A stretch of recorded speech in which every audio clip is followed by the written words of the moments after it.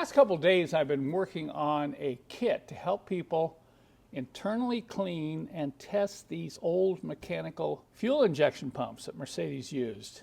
You're looking at 35 years here of fuel injection pumps, both diesel and gasoline, and you're looking at them and thinking, well, they kind of look kind of similar, but there's a lot of differences. So let me start out by showing you this 1950 fuel injection pump. I think you can tell by looking at this injection pump, it's really old. Look at that. Look at that old glass sediment bowl, typical of what you saw in a lot of cars back in the 1940s and 1950s. And there's things that are similar on this right up to the last of the diesel pumps that used a mechanical primer pump. This has got the old primer pump on it. In fact, you can take some of these newer primer pumps and it'll go on these. Let's see if it still pumps. Yeah, it still pumps. You can hear it. And you look up here and you can see, oh yeah, that looks similar. You got the caps for the 4 delivery valves going to the 4 fuel injectors. But there's some things unique to this pump. We won't go over them in this video, but that is kind of the beginning era of those old diesel pumps that came out after World War II. And then right behind it is a fuel injection pump off a 1972 220D. Here you can see an oiler cap. You had to fill this with oil. It wasn't automatically oiled from the engine. And you look around and say, yeah, okay, the lift pump's gone. But once again, you're looking up here at this. This looks very similar for the delivery valves to the 4 injectors on this 220D. Now, for a lot of my viewers, they'll probably recognize this one. This one came off a 1985 300D turbo diesel. So this is also a diesel pump. You can see the lift pump. You can see the same thing here. Here you got 5 delivery valve caps for 5 fuel injectors on the 300D. Here is your vacuum fuel shutoff, your aneroid ALDA device. But once again, look up here. That looks very similar. We're already at 35 years there in diesel injection pumps, and there's some similarities that were not lost over the years. Now I want to show you a couple of gasoline engine Mercedes pumps. This is one of the early 2-plunger pumps that was developed in the late 1950s. And if you look, you can kind of tell it's an injection pump, but what's really different is this right here. You only have 2 caps on the delivery system. That's why this is called a 2-plunger pump. It delivers only 2 squirts, but they go to a manifold that splits it into 3. It's really delivering fuel to a 6-cylinder 220 SE engine, and it's amazing how it works. But notice, once again, you have kind of the same setup here on how these injector lines are connected to the top of the pump.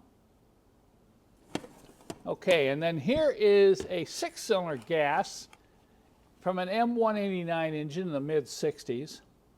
And once again, this looks very similar, doesn't it, to the diesel pumps I showed you earlier. Now, there's one other pump they produced in the late 60s and early 70s, and that was for the 6.3 engine. It is the only V8 mechanical injection pump that Mercedes produced. Now, I want to show you an old video I did right now, trying to resurrect a 6.3 engine that had not run in 18 years.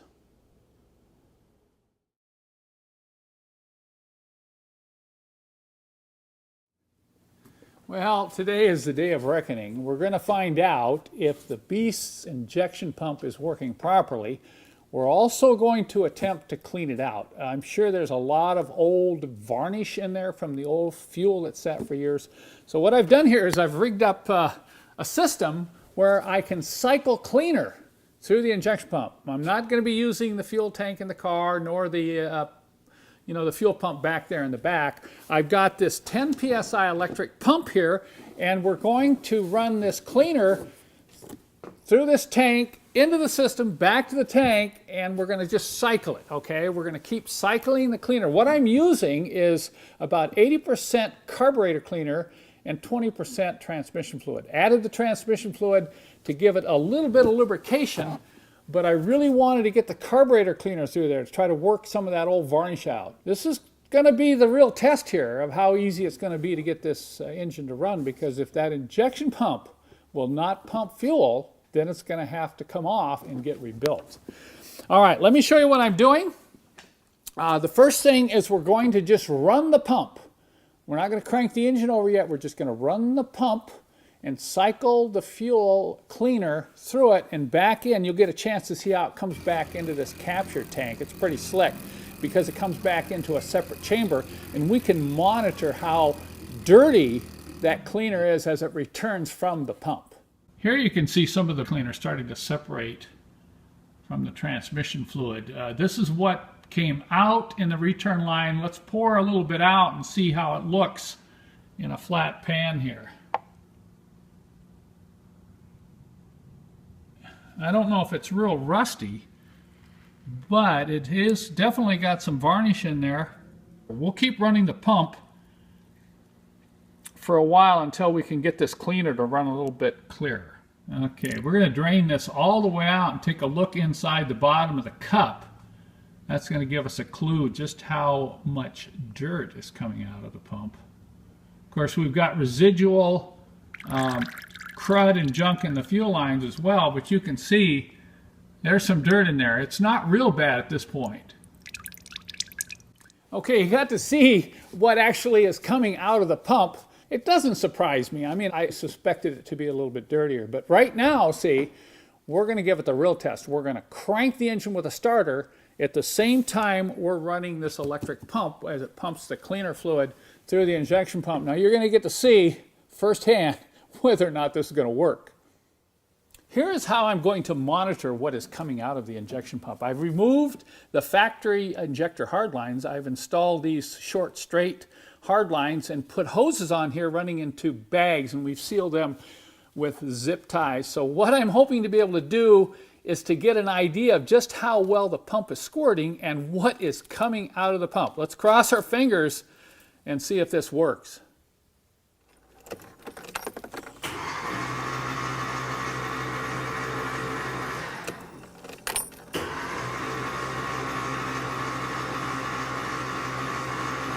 Oh boy, we got fuel and not very clean. You think I'm happy? Boy, I am really happy. This is a great sign. This doesn't necessarily mean that there's no problem with the injection pump, but at least it's pumping the cleaner. And you can see it's coming out in the bags. We're going to do this a little bit more today. We're going to run probably another tank through. We'll recharge the battery, do it again.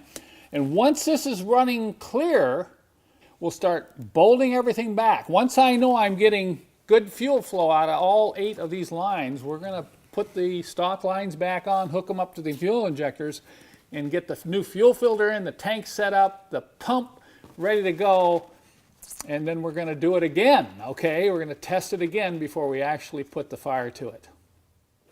You know, there's one thing I forgot to mention earlier in this video. I know some of you are probably questioning, hey Kent, why is that engine turning over so fast?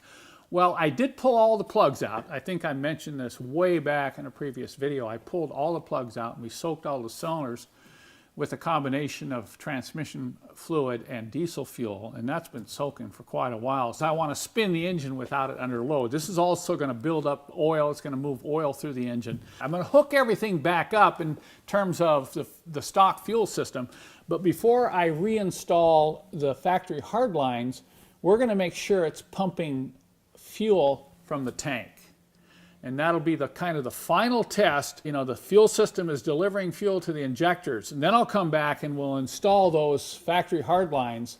Then we're going to really cross our fingers and hope the beast will fire back to life. I was able to degum, thoroughly clean out that pump that had sat for 18 years. It was so filthy inside. The smell was unbelievable. And when I finally got the engine running, it ran on all 8 cylinders. Since I did that video, probably a half a dozen to a dozen people say, hey Kent, do you have a kit that I can clean my injection pump out with, that I can test how the flow is from each one of these delivery valves? And I said, no, I'm sorry, I don't have a kit. That was custom made. Well, finally, yesterday I said, okay, I'm going to do a kit because I still have people asking.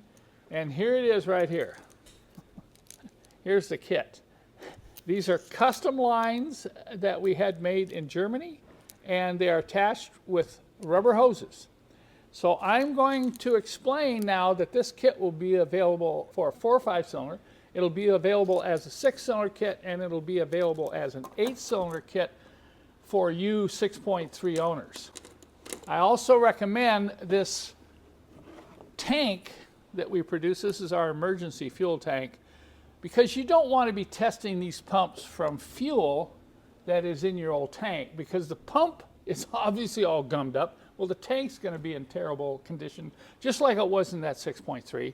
So I put a very strong cleaner when I initially ran it through the pump, because when you let these old cars sit for over 5 years, all of these pumps, now the diesel pumps not so much, because diesel doesn't deteriorate as rapidly and get gummed up like gasoline, because old gasoline can be really bad, particularly if it's got ethanol in it. But you can use this kit on any gas or diesel injection pump that has these type of fittings here, because watch, this fitting is the same. That's what's so similar. Okay, there's your 189 pump. Here's your 300D pump. I'll come over here to the 170 pump. And then here's the 220 pump. So you see, what makes this kit so unique right here is it's going to fit on any mechanical injection pump from 1950 to 1985.